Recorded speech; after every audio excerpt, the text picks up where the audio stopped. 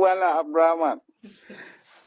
Kamar abubuwan da suka gabata kusan sati 2 zuwa 3 da suka gabata, Na'am. wasu abubuwa sun faru wanda kusan ya ɗauki hankalin musamman al'ummar jihar Zamfara. Na'am. Game da hirar da aka yi da mai girma tsohon gwamnan jihar Zamfara, Sanata Ahmad Sani Rimin Bakura. Na'am. Ko me za ka ci game da wasu makalamai da wasu suke kallon kamar bai masu daɗi ba akan wannan al'amari? To, Wala Abraman, abun da zan fara cewa na daidai duk wa'anda ke fashin baki akan maganganun da shi tsohon gwamnan jihar Zamfara ya yi Sanata Ahmad Sani Riman Bakura. Cikin kashi 100, kashi 75 insha Allahu ba za ka same su sun saurari abun da ya faɗa ba from A to Z. Sun yi amfani da headline. Shi kuma headline in za ka yi amfani da shi na kowace jarida ba tare da ka karanta ba ko ka saurari abun da mutum ya faɗa, to za ka zurma. Amma gaba ɗaya cikin Ka san a kalamansa ya yi magana ne akan sha'anin da ya shafi sulhu da wayan barayen daji, wanda kuma ya ba da misali irin abin da aka yi a Niger Delta. So kana ganin alaƙar 'yan Niger Delta da barayen daji na jihar Zamfara za su zama ɗaya, koko dai akwai wani tunani da ke kai? ai Bala Abraman, mutane duk mutane ne. Menene gwamnati? Ana cewa abun ba ɗaya ba ne, akwai bambanci da Niger Delta da wa'annan bandit. Mutane ne wa'anda suke yaƙi da mutane. Menene mutane, menene gwamnati? To don haka nan gwamnati ta mutane ce, mutane su ne gwamnati. To abun da nike so ka sani cewa waɗanne 'yan Niger Delta suna yi da mutane, suna yi da gwamnati. Ɗayan bandit su ma suna yi da mutane, suna yi da gwamnati. Kaga su sulhun da yake magana, su sulhun da aka yi da 'yan Niger Delta shine sulhun. Kwamar banki hanzarin ka ba ka kallon su 'yan Niger Delta abinda sa suke ta da kayan baya ya alakari da harkokin hakoman da ake yi, wanda kuma yana hana su noma, babu ruwan sha ingantacce, wanda kuma gwamnati ka kamke da alhakin ɗiba wannan man fetur a yankin, wanda su kuma akan wannan dalili ne kamar suke yaƙi da wannan al'amari. So su mutanen 'yan fashin dajin jihar Zamfara su akan me suke wannan yaƙin, wanda kusan kawo yanzu har yanzu gwamnati ta ba su tabbatar da akan me suke yaƙi akan wannan al'amari ba. Su yawanci abun da suke magana a kan shi, suna magana a kan cewa an basu cikin jahilcin da suke ciki. Suna na daidai suna cikin jahilci, sannan na biyu suna cikin talauci, wanda sanadiyar wannan jahilcin da talaucin duk lokacin da za su shigo birni suna tunanin cewa gwamnati ba ta ma kowa adalci face ɗan birni, sannan kuma suna samun matsala tsakaninsu da makiyaya. Suna samun matsala tsakaninsu da makiyaya da manoma, wanda ana buƙatar a zaunar da su, a sanar da su cewa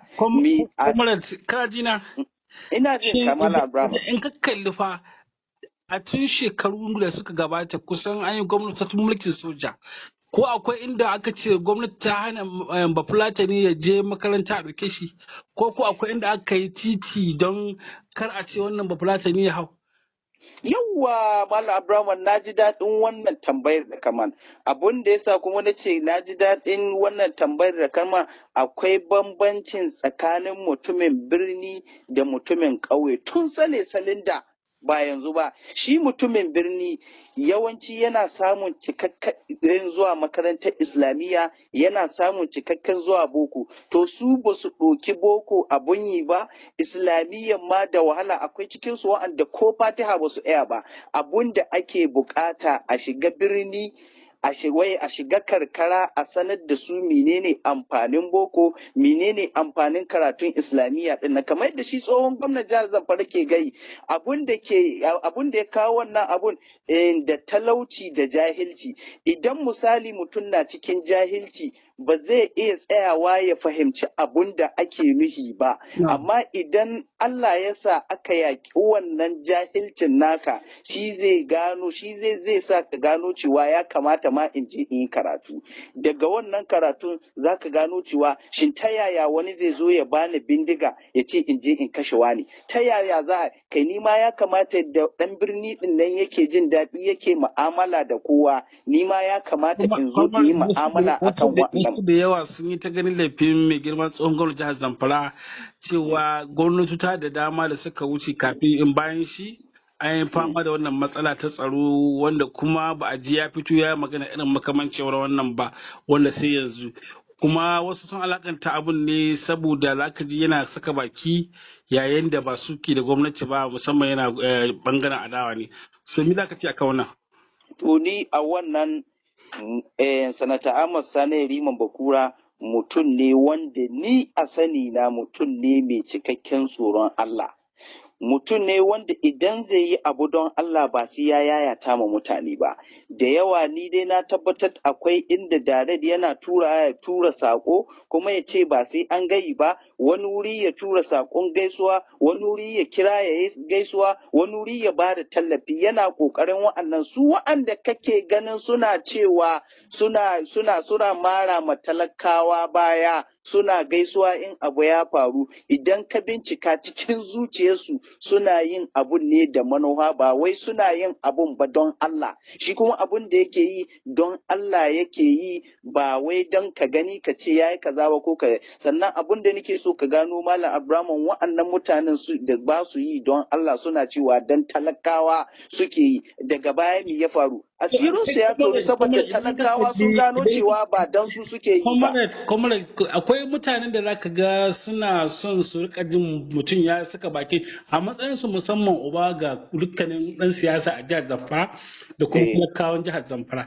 Za su so su ji cewa lallai an ji shi kula a gidajen talabijin ne domin jajanta ma al'umma akan halin da ake cikin jihar Zamfara, kuma ya sa musu kwanciyar hankali da karfin gwiwa cewa insha Allah za su ba da shawarwarin abin da ya kamata a yi domin a samar da wannan zaman lafiya. Kaga wannan abun zai iya haifar da lami ido insha Allah. Yanzu Malam Abraman, abin da nake so in tambaye ka, ka san mulkin sanata Ahmad Sani Riman Bakura, ka san mulkin Mamuda, ka san mulkin Matawalle, ka san mulkin Abdulaziz Yari. Abin da nake so ka gano, abun alƙalanci ne, sannan abun tarihi ne ga siyasar jihar Zamfara. Ka tsaya ka yi tunanin cewa tun lokacin da sanata Ahmad Sani Riman Bakura ya yi mulkin Zamfara shekara 8, kana da labarin ko kaza da kaza ba su faɗa tsakaninsu? To ta yaya aka yi ya magance wannan abun? Ta ɓangaren ilimi, ta ɓangaren tallafi. Abun da nake so ka gano, da ba ana kiɗi ba?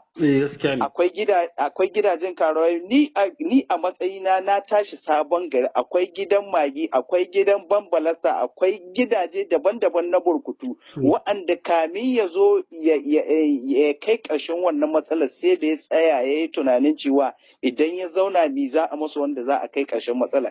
An ka zo ana maganin matsalar kiɗi, yana tunanin cewa ya za a yi abu kiɗi, aka yi zama da mutanen nan suka nuna cewa su kiɗi sana'a suka ɗauke shi, ba su da wata sana'a. Kaga wannan yana tunanin cewa to ya za a yi sasanci sulhu tsakanin shi da su domin su gano cewa wannan kiɗin da ake yi ba shi ya hana ba, Allah ya hana shi. Kaga kewa suna da ƙarancin ilimi, da aka fahimtar da su wannan abun suka daina kiɗi. Ya zo akwai wa'anda ake biyan su albashi tun daga lokacin da ya zama gwamna har ya sauka, ana biyan wasu albashi. Wa'anda ba a biya albashi aka koya masu sana'a. Kaga wannan sulhu ne wanda kuma sulhun ya yi amfani. Bangaren karuwai su ma aka zo aka zauna da su, wasu aka masu aure, wasu aka yi. Bangaren manoma aka zauna da su. Duk manomin da a jihar Zamfara da wahala kaga wanda bai amfana da taki. Kasancewar lokaci ba zai ba mu tattauna kusan komi ba. Ba za mu tsaya a nan duba da yanayin lokaci yana ɗaga mana hannu. Kuna tare da gidan talabijin online TV na Dalaga, wanda kuma za mu ci gaba da kawo muku hirace-hirace tare da Comrade Abdul Mutallib Abubakar Gusau. Sai wani